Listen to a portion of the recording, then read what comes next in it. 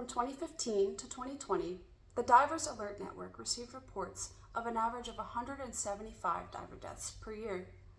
The majority of the deceased were experienced divers, yet many of them failed to follow established safety protocols, and unfortunately, this cost them their life.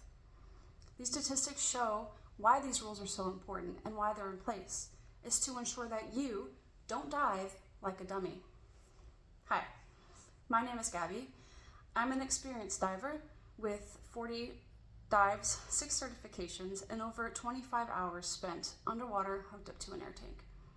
I've dove all over the world in various environmental conditions, and I have unfortunately witnessed the death of a diver due to a blatant disrespect for safety protocols. It is not something that I would want any of my divers to see or experience, and it is why I take diving so seriously and safety so seriously, because it truly is a matter of life or death.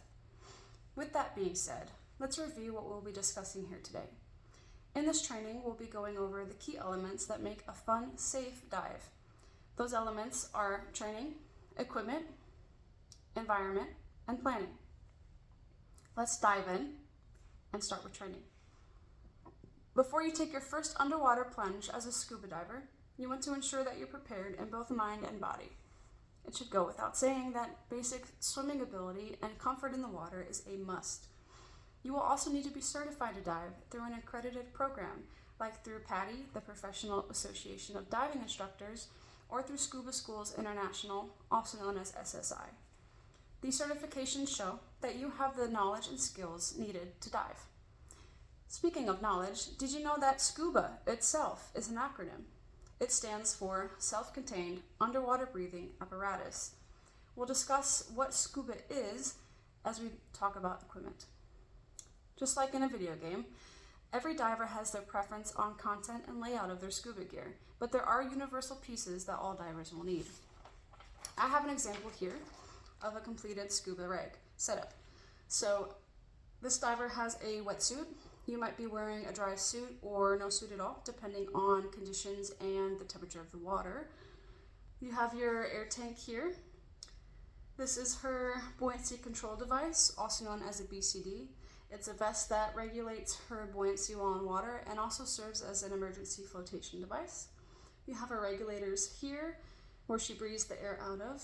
This is her pressure gauge, where it shows how much air she has left in her tank. And we also have her mask, snorkel, and fins. Things that aren't pictured here are diving boots, like the ones behind me here, as well as your diving computer, which is something that goes around your wrist like a watch, and it shows your depth and time underwater.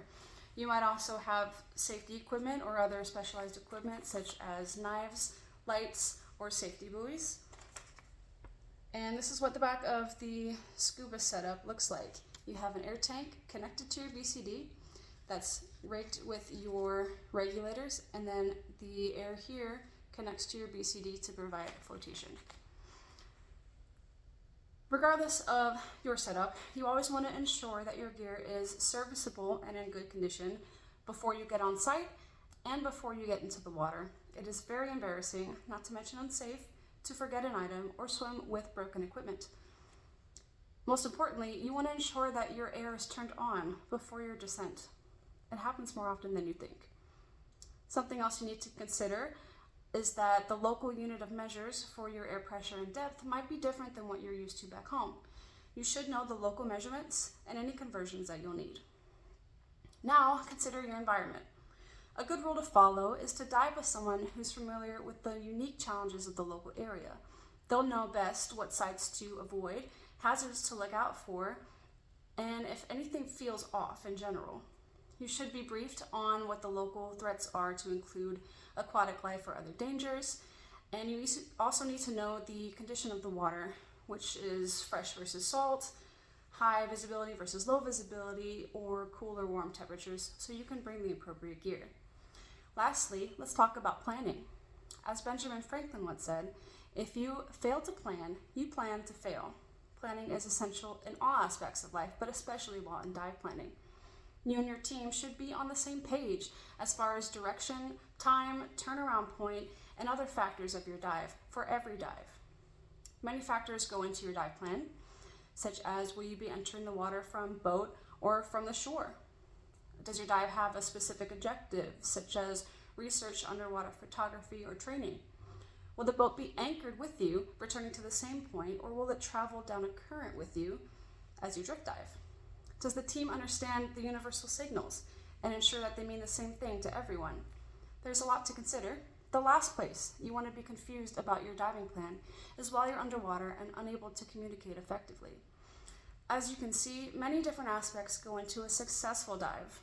Now that we've gone over the basics of scuba diving, I hope you understand your importance of your dive plan, your training, your equipment, and your environment.